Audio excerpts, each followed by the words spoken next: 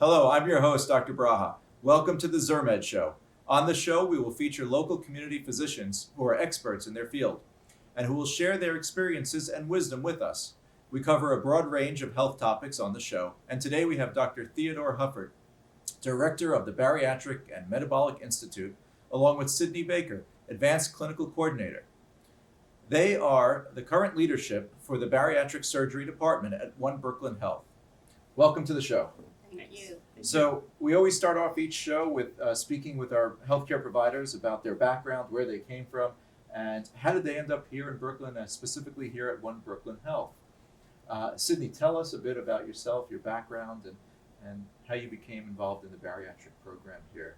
Okay, sure. Thank you for having us today. I actually am a Brooklyn native, born and raised. I did my undergrad at Hampton University in Hampton, Virginia as a pre-med major, and I trained at Harlem Hospital Physician Assistant Program up in Harlem, New York. And I've been at One Brooklyn Health now for 4 years and working with bariatrics alongside Dr. Hufford going on 3 years. And Dr. Hufford, we were talking a bit about yourself before the show. Sure. Where are you from and Perfect. What's your background? Absolutely. Thank you for having us today. So I originally did my medical school training in the Midwest. I was born in Ohio, then moved to Chicago for my general surgery residency training, then moved to Cleveland, Ohio for advanced fellowship training in bariatric surgery, and then moved here to New York at that point. I've been here at One Brooklyn Health now for a little over 3 years and working in the bariatrics program the entire time here.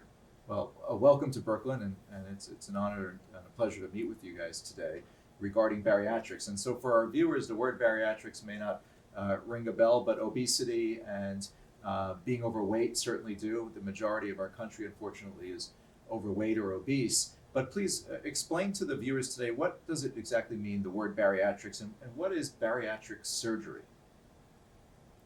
Bariatric surgery is actually the study of obesity in patients. It involves several components: metabolic disease, being overweight, and all the complications and comorbidities that come along with that. Yeah. So paradigm. Right. So when someone is out there watching today, they may be a bit overweight. They're not exactly sure, are they obese? Are they just overweight? Or maybe they have a normal weight and they don't realize it. How can someone figure out where they are on that spectrum, Dr. Hufford? How does a patient figure out, do I have a disease or not? That's a great question. So the whole idea about bariatrics is something that has, it may be a big word that a lot of people don't know what it means, but when you break it down, basically what we're looking at is what level of obesity does somebody have? What level of overweightness is someone actually at? And the way that we figure that out is something called the BMI.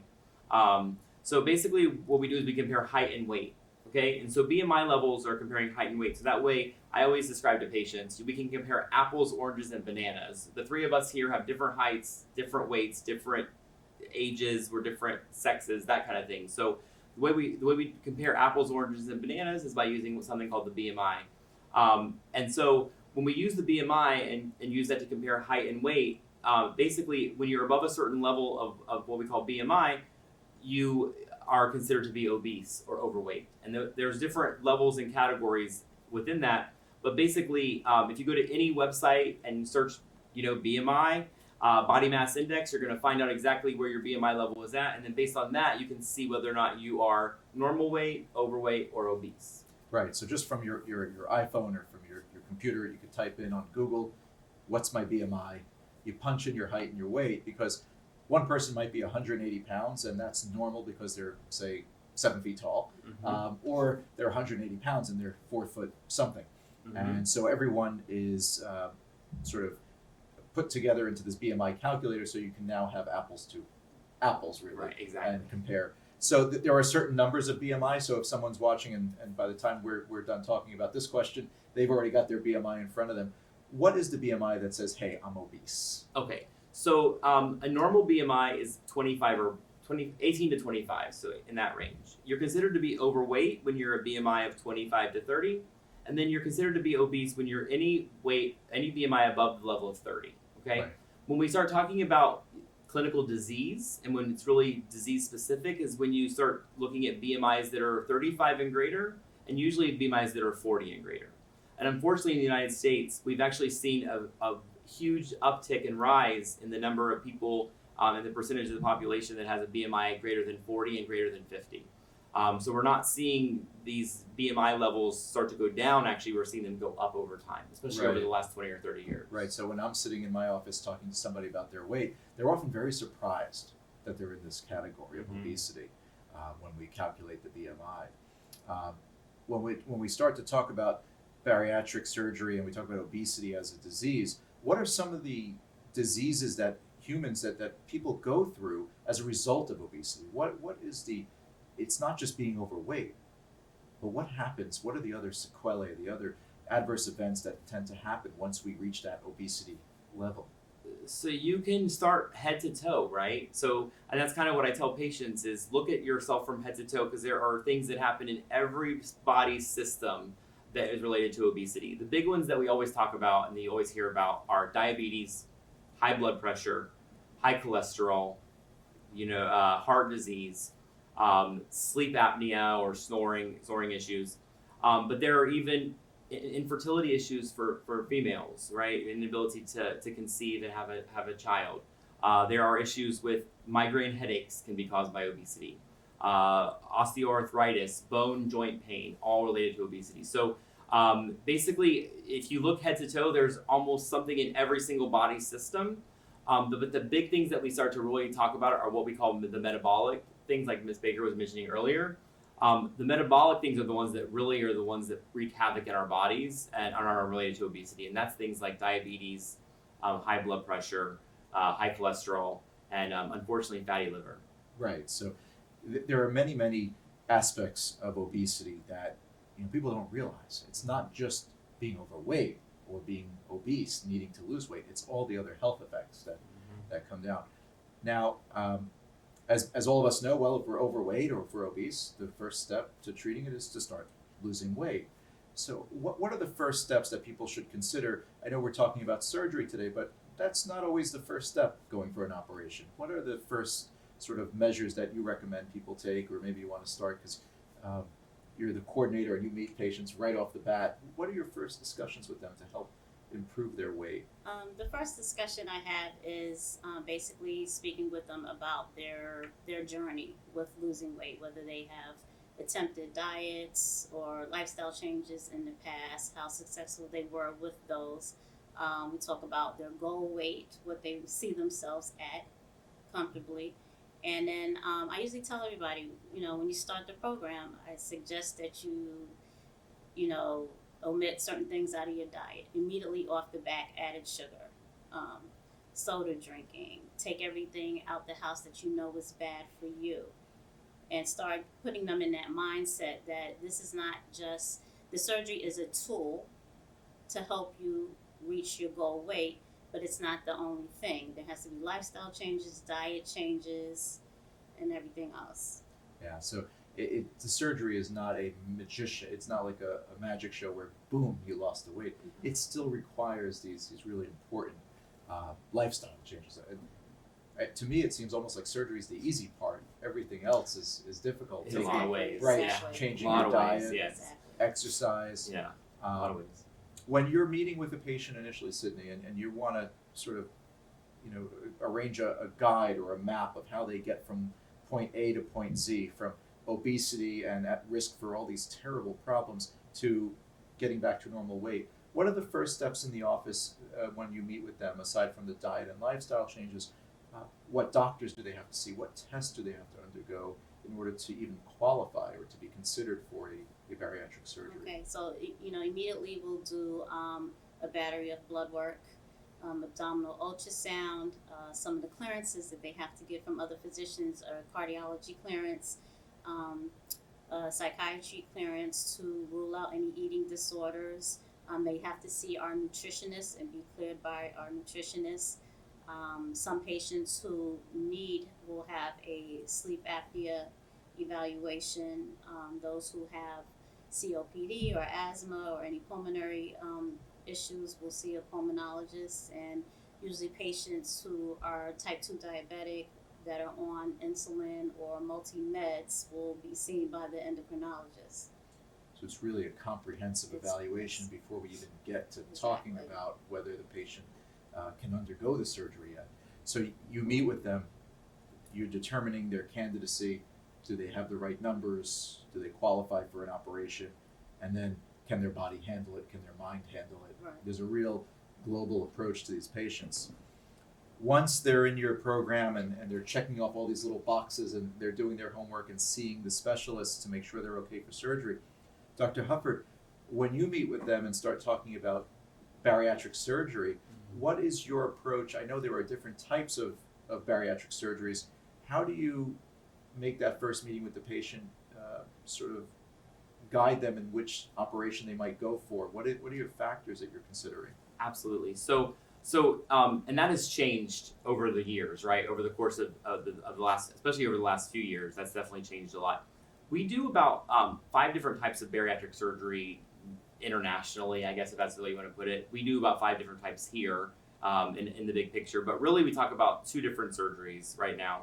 And that's kind of what I tell most patients coming in. We're going to look at 2 different surgeries. One is called the sleeve gastrectomy, and one is called the gastric bypass. There are other things that we do for special circumstances, certain situations, but that's not what most patients coming in the door are going to talk about with us. So we talk about sleeve gastrectomy and gastric bypass. There are a few categories that really push me to say you should definitely really consider gastric bypass. There are a few things that push me to say you should definitely never consider gastric bypass, right? And sometimes that's the more important decision, right? Especially nowadays. Research now shows that results are pretty similar for most patients in most demographics with both surgeries. So there's really very set criteria that I use personally to say, let's get a gastric bypass, let's do this type of operation. And usually I tell the patients this, these are typically a little bit older patients get a gastric bypass, specifically diabetic patients get a gastric bypass. Studies show, and research that was done in my own personal training as well, shows that we can actually cure diabetes with a gastric bypass more successfully than with a sleeve gastrectomy. And so that's kind of how I approach the patients. I will tell you that patients get really nervous about the word gastric bypass. Gastric bypass has been around for 20 plus years. It was one of the first bariatric operations that was done. And so a lot of patients get scared about those words. They don't know what it means. It has a very negative connotation. Whereas they hear the word sleeve gastrectomy and they've heard about all their friends who've had this done and how great it's been. And so there's a much more positive spin on that. But it's not necessarily, just because there's a positive spin doesn't mean that that's the right operation for that patient. So it's very much tailored to the specific patient that's in front of you. And to that end, we don't do informational sessions where you just get this plethora of information about the different operations. Each patient gets their own individualized discussion about their surgery they're going to have for that reason, because it's not a one-size-fits-all. Yeah, it sounds like there's a real personal experience here at the One Brooklyn Health Bariatric Center that you both offer.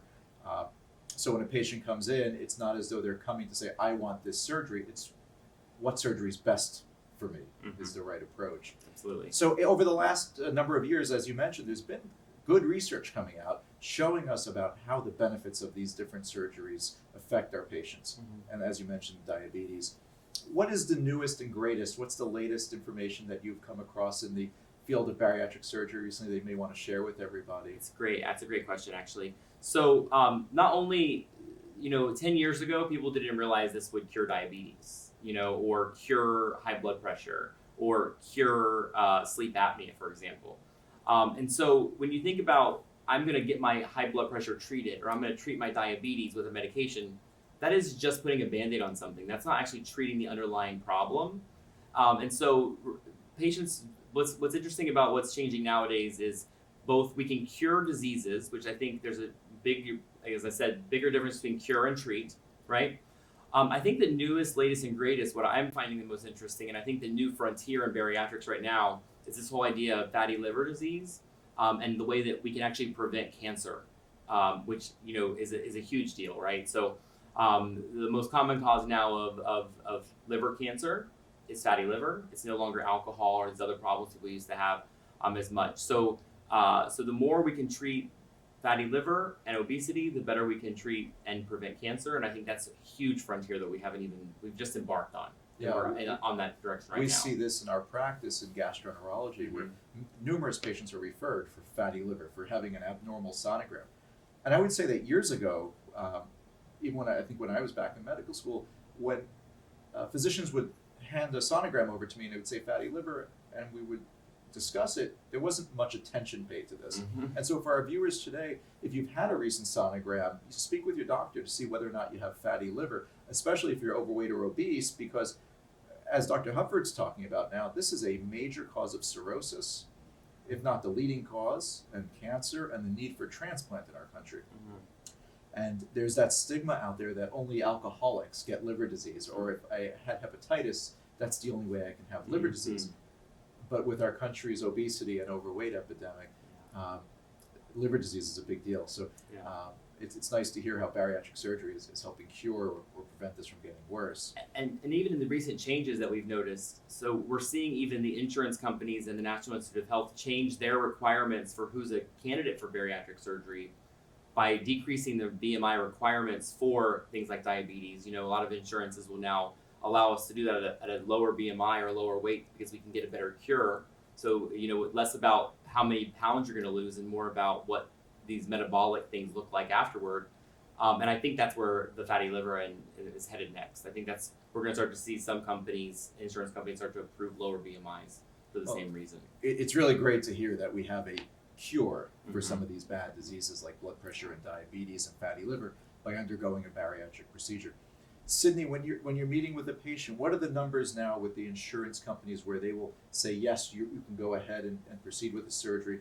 What are some of the cutoffs for the viewers today? If their BMI is 30 or 35 or 40, what are some of the numbers that make them eligible, and what risk factors make them eligible for surgery? Okay, so definitely a BMI of greater than 35 will pretty much ensure that you qualify for the surgery. And between 30 and 35 with 2 comorbidities. 2 other illnesses. Yes. Such as what should they look out for? Definitely diabetes. Yeah. Definitely high blood pressure or sleep apnea. Right. So if you're watching today and your BMI is 30 to 35, where it's a little bit on the lower end, if you have what we call comorbidities, and comorbidities means other diseases, it makes you more eligible for bariatric surgery. So once they're in the program, you've had all the check boxes filled out and completed. They've seen all their doctors. They've gotten clearance. Dr. Hufford, you've picked the type of surgery. What are the next steps, Sydney? They're told now, the patients, that they can have a bypass or have a sleeve. How do you get them to that point now? So now after that, then they're ready for a surgery date. So I'll give them a surgery date. We'll continue counseling them and supporting them through the program, because even though they, in addition to getting all the clearances from the other disciplines, they also have to see me once a month for weighing-in and counseling, and checking to see if they are losing weight through the program, if they have made the lifestyle changes and the diet changes, because it gives them a confidence that they can do this, that it does happen if they follow our direction and our recommendations. Yeah. So surgery day comes. Sydney has them all ready for you. Tell us what surgery day is like. Coming into the hospital, what should they expect? How long is the operation? Or which operations take longer or shorter? Sure, absolutely. So I always say that as far as looking at the whole surgery day, the patient is not going to know which surgery they had based on because they're going to go to sleep. So the length of surgery is obviously different. The sleeve gastrectomy for us here, it takes us about 45 minutes to an hour to perform that surgery. Gastric bypass takes about 2 hours. But I use the exact same incisions. It's done as a minimally invasive procedure, so you have just a few small, tiny incisions about the size of the tip of your finger. And so when you wake up, you'll have some small scars, but you wouldn't even know which surgery you had done, honestly, because I use the exact same incisions. Because it's done minimally invasive, it means that you really are only in the hospital for about 24 hours. So you come in the morning on a Monday, you go home on Tuesday afternoon. The pain is significantly less because of these small incisions. The recovery time is much less. A lot of people don't even take more than a full week or so off of work, and then they're back to living their best life, like I like to say. That's pretty amazing. Minimally invasive. So patients don't get a large scar going down the middle of their abdomen. Yeah, absolutely not. Tiny little cuts. Tiny little cuts. 24-hour stay in the hospital. Yep. Post-op, I guess they're following up with both of you. Mm-hmm. When do they see you right after surgery? How long down the road? I see the patients within 7 days. We'd like to see them. They follow up in a week. Yes. And then continuing on, they're going to be maintained in your program to watch the weights, watch the diet. Yes. So it's pretty amazing. This is really great. Mm-hmm. This is great news from the world of bariatric surgery. Absolutely. How did you decide as a surgeon when you were training that this was the area of surgery that you wanted to focus on, Dr. Hufford? So this is a great question too.